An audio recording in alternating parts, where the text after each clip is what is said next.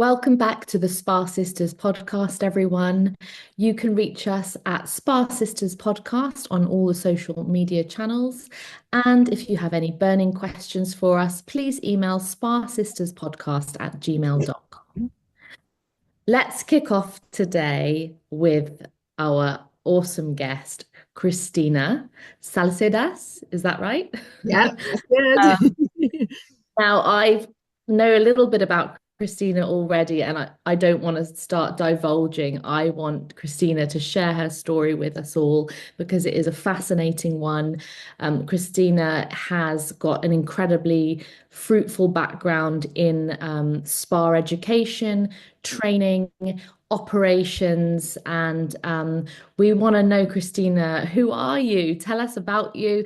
Tell us about your journey from being a humble holistic therapist to global um, education director, and yeah, we want to know what your biggest achievements are in the industry. So go for it because we can't wait to hear about you. Thank you so much, Claudia and Julie. I really appreciate being asked to speak because I think, yeah, that I think trainers have this position within the industry, and it's sometimes it is a bit better by chance. And I do feel that 100% was kind of the case for me, and I'm extremely grateful for the chances that I've had because, yes, so you said, I fell into actually aromatherapy at university. I was actually studying sociology, believe it or not. And the university, so St Mary's at the time, made everybody start with 2 degrees because there was lots of kind of people dropping out after the first year or not enjoying their course, etc. So they're like, right, no, everyone starts with 2. At least you kind of end up with 1. The second course I chose was size. And the only reason I chose it was because at the end of the 3rd year, there was a module called aromatherapy. I thought, oh, actually, I'm due to be moving away. So I think that could actually help, aromatherapy seems like massage, and it could be like things like you could delve into hospitality. So, oh, do you know, I'll do that. I'll do that. So it was literally by chance last year, one module that actually ended up, I actually did it. I took the whole year. I didn't take it as a module. I took it as an extra diploma and just completely fell in love with it. So, spent 3 years studying something completely different, but have literally landed a passion that, yes, it took me over to the beautiful Portuguese island of Madeira, where I worked. I sort of did a sort of dual role where I had a little room in an osteopath's global therapy clinic. Started off treating people with essential oils through massage, and but again sort of had a part-time role at a hotel, which I absolutely loved. My dad was a concierge, and growing up within that kind of hospitality world, there was just something quite magical about hotels, yeah, I was very fortunate to land a role at the beautiful Reed's Palace Hotel, which, yeah, if you can go visit because it's absolutely stunning. It's absolutely beautiful. The spa was the old laundry overlooking the Atlantic. So as a therapist, you could either have your windows open to kind of let in that sea breeze. So yeah, I was completely spoiled as a therapist. There was no dark dungeon of a spa. It was just utterly stunning. So yeah, started as a therapist. I was so fortunate to have 3 amazing brands to work with, and one of them being aromatherapy associates, which I was delighted about because Sue and Geraldine were just like complete idols for me as a very young therapist. So yes, I was there for 5 years. I managed to sort of somehow, with no kind of spa management background, back in those days there was no spa management courses that you could go on. It was just literally you learn through your mistakes and you kind of just get on with it. But yes, I left there in 2010 as spa manager, and absolutely, it was just an amazing time there. I'm very fortunate enough to kind of sort of land back in the UK with a role because my then account manager said, oh, what do you do when you get back to London? I said, well, I have to find a job. And she said, yeah, well, there's a position going as a trainer and account manager at Aromatherapy Associates. Would you consider taking it or going for it? It was the dream job. It was the dream job. So yeah, started there January 2011, which is like yeah, just blew my mind. And yeah, then traveled the world for many years, training from Jersey to India. I was very fortunate to, see and visit the most amazing accounts of ours and train some amazing people. Years progressed, I think, as we had different leadership, at Aromatherapy Associates, the role kind of naturally just started to change and shift. So certainly coming out of sort of the commercial end of it to more training and education. And then sort of more so towards the end, as the kind of industry, the wellness industry, should I say, sort of kind of really started to boom, then that whole kind of wellbeing director also kind of came on board, kind of adding another sort of a different element to the role, which I loved. It's yeah, it was completely what I'd hoped for. And then you were at LA for how long? 13 years. I was there for 13 years. So it's give or take a couple of obviously exits to have 2 children, and they very kindly allowed me to actually I had a sort of an 8-month sabbatical. I actually went traveling, Wow. but they very kindly said, let me know when you're back, and there was again a position to kind of fall back into, which was, again, it was just very I was very fortunate. It was I think the love of aromatherapy was just, it was too hard not to go back to. And you have obviously had some incredible experiences there. You've done some huge things with training teams and spas. But obviously, Julie and I can relate to this. Training is no breeze.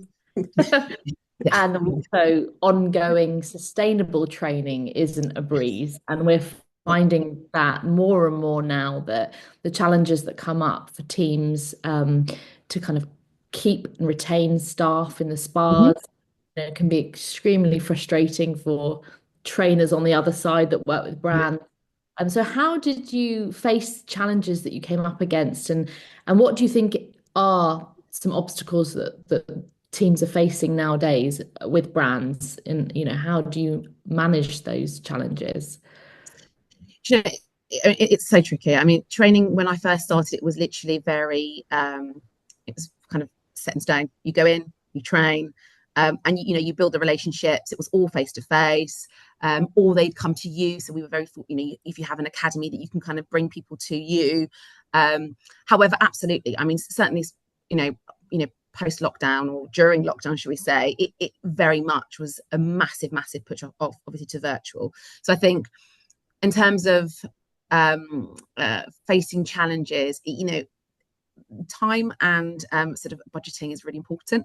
I think a lot of spa managers, unfortunately, they have this kind of it's a blockage, really. You don't have the time, and then you don't have the budget. So I think, actually, from the onset, if I was a spa manager now, I would 100% have to kind of say to my GM, look, there has to be a budget for training, because I will have to send people, because people will leave eventually, however much we want to kind of keep them on and look after them. The reality is, people's life changes, their needs change, etc. So I think, first and foremost, budget for training. I think that's really important. However big or small the budget is, budget for training. But equally, actually, to help with the retainment of therapists, it's budget the time in, actually, as well, to be able to actually send them for courses, whether it be with your brands. Let them actually go and learn something different, because actually, when they bring that back to your spa, then you actually have someone there who can then actually create an in-house treatment that will be only for you, that will be unique to that spa. So I think, definitely, that is super important, because it is, spa manager is such a juggle. It's such a juggle to kind of be able to think, right, actually, I have revenue that I need to bring in, but at the same time, actually, therapists are leaving the industry. So actually, it really does start within that team. How am I going to, one, retain my team? How can I actually ensure that they are developing? And I think, definitely, that it comes down to budgeting for training, first of all, and that's not just brand training, as in like your in-house brands. It is actually other training, because I think that's one of my, if I could turn back time, I would 100% and now think, what, once a year, I want to go and do something that does not involve anything else to do with the brand that you're working with. It's something to do with my development. What would I like, even if it's completely outside the box? Yeah. I think that's just, it's yeah, it starts definitely there with unfortunately, yeah, budget for it. I think also brands could and can play a much stronger role in supporting operators Mm, because a corporate brand that is in many spas, mm, you know, bridges the gap between, if therapists transfer between hotel brands and spa brands, they can use the skincare brands as that means of transport. Does that make sense? And that happens a lot. A therapist will be working one spa and get a job in another spa because they know how to do all the treatments absolutely, from the absolutely, brand. So absolutely. I think in that sense, skincare brands and wellness brands have a huge role to play in how we can support our therapists within Yeah. operations. And Um, hence why I say, look, I know that sometimes it feels like it was just a brand, it's a brand training. Oh, it's the new facial. Oh, it's the new. No, actually, it's far more than that. It is far more than that, because actually you're giving, if that's the only training that your therapist is going to get that year, that is growth for her. Regardless of the fact that it belongs to, it doesn't matter. It's something new. They are learning something, and that is invaluable. And yeah, absolutely. As a therapist, again, I think we should empower the therapist to kind of go, look, I really want to go on this training. Could we plan it in for next month? Could we plan it? When can I have it? Because actually, sometimes spa managers have so many things they have to think about. Actually, I was a complete sucker for this. I'd always give my calendars out of training. This is the next training session for the next month or two. So at least the therapist could kind of go, actually, I really want to do this. And hopefully they could actually remind the spa manager. So look, you're absolutely right. Spa brands can absolutely support it. And actually, I would even go further, even to say that sort of recruit agencies that actually are sort of sending therapists out.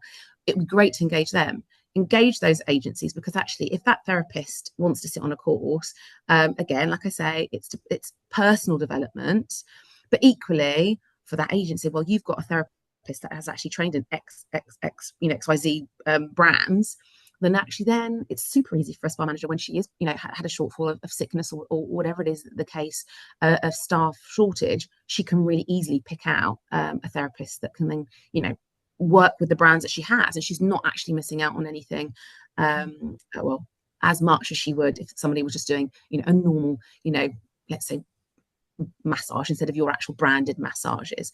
So yeah, you're absolutely right. It as we know, it's almost kind of like everything's so much interlinked that it's inevitable that a brand should be able to support in that way, definitely.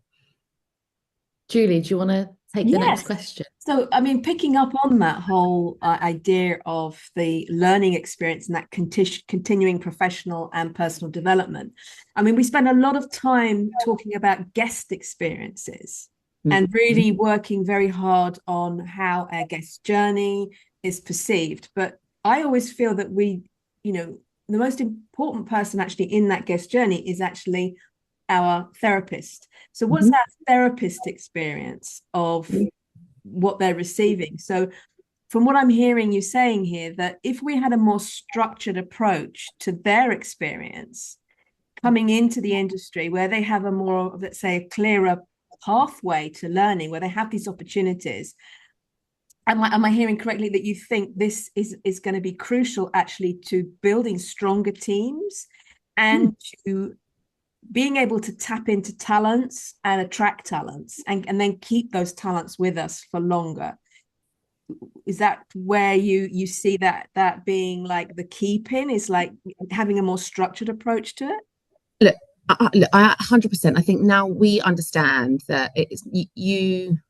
There's only so much element of chance that you can go through a career. I definitely think that, and I think things are now changing. I don't think when you go into the specifically as a spa therapist, if you're going in as a spa therapist, it is very difficult to kind of see where it is that you're going to end up. Are you going to be in a treatment room, for the rest of your career? Is it the brand kind of journey that you want to take? There are so many different avenues that you can actually take. However, that basis, your kind of starting point, is so important to everything else, to your next kind of steps. So yes, I think again, the industry changing, the rules and regulations, I believe will be going in this direction. Is that your like most professions, the continual development of a therapist is super important, whether it be the therapist that takes responsibility for that, whether it be actually the place of work.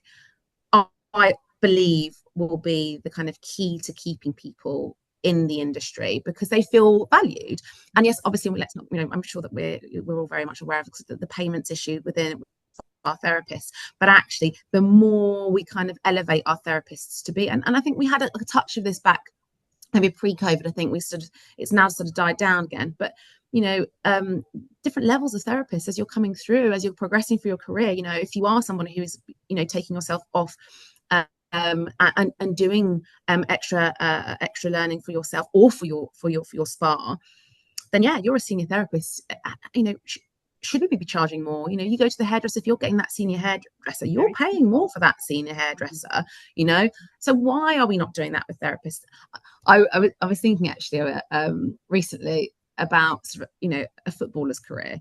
Footballer's career is quite a short career, and obviously they earn a lot of money during that short career. So actually, therapists, I do believe, I know it's a bit of an extreme spectrum. However, we need to look after ourselves as therapists. I think there is nothing quite like having someone who can actually read you as you go into your treatment room, who is not kind of thinking, right, I need to do, I'm going to have to put you onto the couch, I'm going to cleanse your feet, I'm going to do 3 of this movement, 3 of this movement. Someone who comes in and is looking at you as a whole, I think we need to just sell more and more back into that. And that can only be done when therapists are, yes, producing, turning around lots of phenomenal treatments, but equally she knows that, you know what, this quarter I'm going to be going on a reflexology course.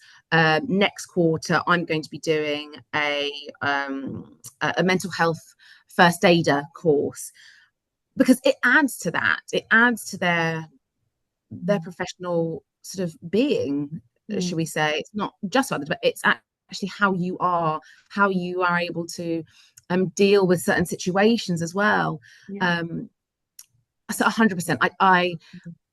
If I could turn back the clock, I would absolutely. Whether it has to be, look, you know what, I want to take unpaid leave because I want to do this 1-week course, and I sort of referred back to, if you're allowing, or if you're sort of growing your team in that way, you don't actually have to rely on anyone else creating anything new for you. You will have someone there in your team who'll be so buzzing from this, course that they've been on. They will say, please, can I please create the special for next season that we can do, and put it on the menu, and let them be that person that does it, and promote that, promote it via, your reservations team as people come booking in for. There's just so much that you can do with a really engaged therapist, and I just think that's the kind of way. And you're like, the clients will sense that, and that's where people will be coming back to that therapist and to that spa, because you know what, I know this person's going on, on this special journey, and you can tell, they thrive off it. We're therapists. I think they're just, they're hungry and they want to know more. So I think, we need to. Yeah, I think as well, when you talked about spa and wellness, and they are two different things. And therefore, I think, as we try to move more into that wellness space, there's going to be opportunities there, I think, as well, for education for therapists to really expand. And the same with touchless. We shouldn't be fearing touchless, but there's things to be learned from that as well, in terms of different techniques, in terms of how the physiology of the body. So I think, actually it's quite an exciting time. Yeah. And often what I get as well is questions from therapists is how can I become a trainer? What do I have to do? And this is, I think, something as well that is exciting. So what would your advice be to any therapist out there who wants to transition to be a trainer? I don't think there's many training sessions that I didn't hear someone go, how do you do it? What's the path in? there's plenty of look, there's lots of opportunities and lots of ways to get in. I think the starting point, there's wanting to become a trainer, and there's obviously there's showing the will and actually doing something. I always say it starts with you first. Like, it could be the case from my experience, I would say ask your spa manager to become the spa trainer. First and foremost, start doing some form of training. And that's always the easiest way. And it doesn't have to be sort of a formal position whereby you then all train everything. It could simply be, you pick your forte. Maybe it is the fact that you are a trained reflexology, a trained reflexologist. And it could be the case, let me teach the girls how to not become reflexologists, but how to, know certain points. Because, it's all about the intention, really, as a therapist. So, giving you skills to your team members, not only will obviously it benefits them as a professional, but also that team element, the creating that bond between your team, that culture that you're going to create of sharing and learning is invaluable. So, as I said, the first thing is start doing some form of training. It doesn't mean you have to be an official, there has no title required. Just show the willingness and see what it's like, because actually sometimes you might think, oh, I really want to become a trainer, but then when you really you kind of go into it, actually, do you know what? No, people sometimes aren't very receptive. How do you deal with those kind of hurdles? Equally, if it's a brand trainer that you want to become, then definitely follow your brands. Make sure you're keeping up to date with what they're doing, because brands will generally look for people who, yes, they might have experience within trainer capacity, but also I used to look for people who absolutely loved the brand, because I knew that there was that piece of work didn't have to be done. They knew it, they loved it, they were going to represent the brand to their best. All we needed to do was kind of do the technical elements to the training. So follow the brand, make sure you are you are doing something, because then you're doing something you love. You're representing something that you love. You're halfway there. So definitely the relationship with the brand trainer. Absolutely. Brand ambassador. Oh, 100%. Exactly. Yeah. Absolutely. You've got that element. So when you're in the spa and you have that brand in there, absolutely become the trainer of that brand, become the ambassador. Ask, even if they're not offering, ask, is it possible? Most brands will absolutely bite at your hand to say, that you want to be the ambassador, and yes, you'll probably get rewarded. You might get the launch product of the month, so you can try, you can then train your team.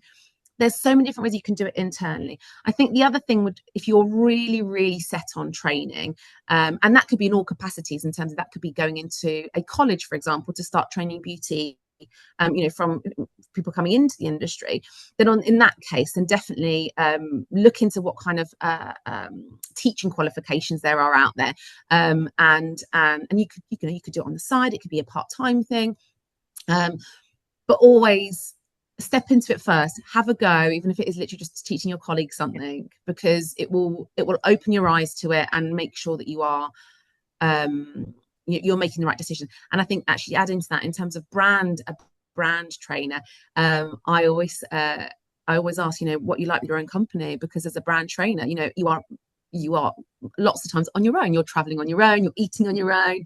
So make sure that you like your own company and that you aren't worried about sitting in a restaurant and eating on your own. Because I can tell you, the first time I did it, I was like, oh, this is odd. Who do you talk to? So all those kind of things, being away from home. Are you okay for those stints that you're, are you happy to be away from home? So yeah, there's lots to kind of think about, but my gosh, yeah, it's super rewarding. And definitely if you enjoy the travel, if you enjoy meeting lots of different people, and also you learn from them. There was never a training session that I would go into, and I would always say that, look, you're going to teach me something today, as well as I'm going to teach you, you'll teach me something today, whether it be how they lift clients' legs up to pop a pillow underneath their ankles, whether it be how they do turn up the client, whatever. There was always something. I'm like, oh, actually I like that. I'll take that. Great. It's a give and take. So yeah, I think there's lots of ways of doing it, and keep learning. My other thing would be you yourself keep learning, because any extra level of you know, I've met some amazing trainers who, and I think the best ones were always the ones that kept learning.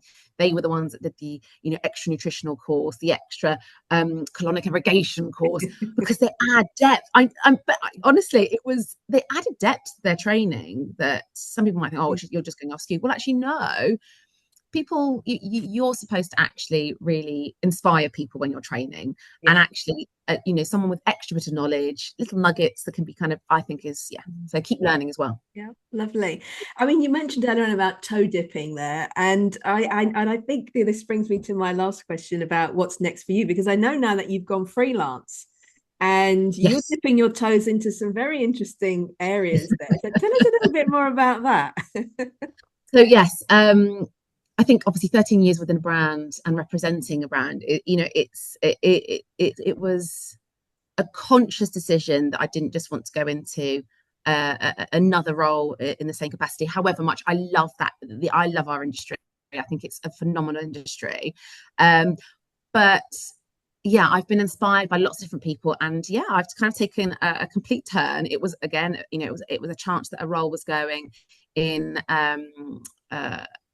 a phenomenal brand called Lima, which is it's a laser brand that actually, it's the first laser at-home laser device for direct to consumer to help with skin regeneration. And they were sort of trialing going into spas, and they were looking for someone that could create a protocol basically for them that could be taught into spas, create the whole sort of syllabus in terms of how we're going to train therapists. So yes, so I did that and continued to do some sort of little bits of work for them and representing them. Actually, very lucky enough to go to Fashion Week with them last week, which was a whole different world. I'm going to say that to our lovely Spa Holistic. It was just, yeah, completely eye-opener, shall we say. So yes, I've been offered the opportunity to do a project for a whiskey brand. And it is basically sort of layering an aromatherapist's view basically on a future project that they are running.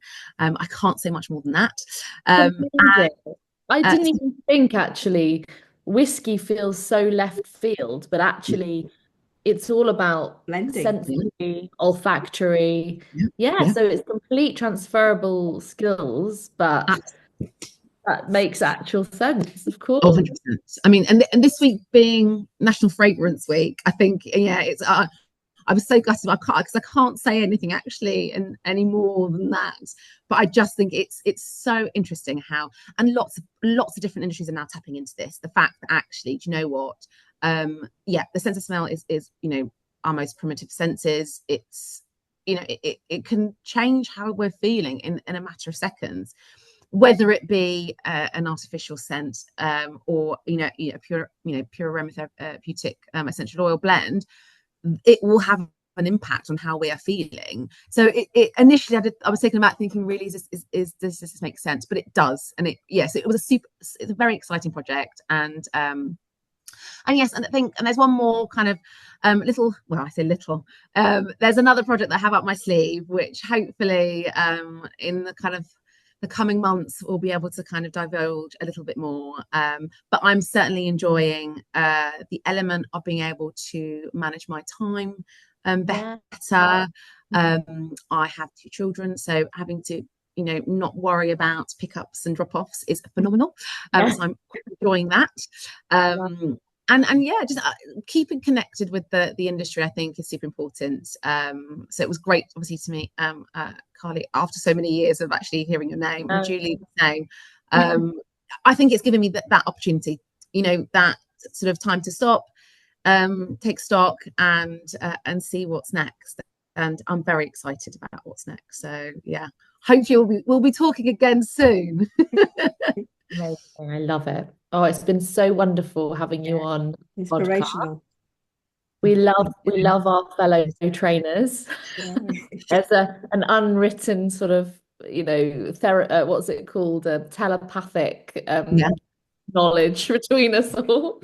Well, I think anyone that's a trainer, we are, it's special role, and it's a privilege. Very grateful.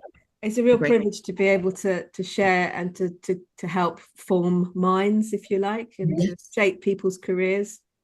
Yeah, and you believe it or not, actually, I was in Stonescare. I had a lovely day out actually on Tuesday, meeting lots of different industry friends, and the last thing that happened was me bumping into my year 7 head of year at the Sloane Square station, which was the one that I used to actually hop off to get to school, and thinking, oh my goodness me, this is like literally a 360. It was just one of those days you think, wow. And I did say to her, you are probably one of the most inspiring teachers that I had. And this is the reason probably why I'm actually here today. She's phenomenal. And I was like, please can I have a photo with you? That's awesome. Yeah. That's the universe bringing you right back round. Yeah. That's yeah. Thank you. It was awesome. It was awesome. So yes, we are very lucky to be able to say that we are teachers, aren't we, as trainers? So yeah. So thank you, ladies. I think we wrap up here today. Thank you so very much, everybody, for tuning in. If you feel inspired, do follow Christina on LinkedIn, and you have any other socials that we could follow you on? I mean, you could try follow me on Instagram. I'm not that great, but I am getting better. Let's just put it that way. So yes, go ahead, follow on Instagram. And if not, we'll keep you updated. And that's the Spa Sisters podcast. And you can find us on our YouTube channel and also on Instagram, Facebook, and LinkedIn. So thank you for watching, everybody. Thank you, Christina. Thank you so much.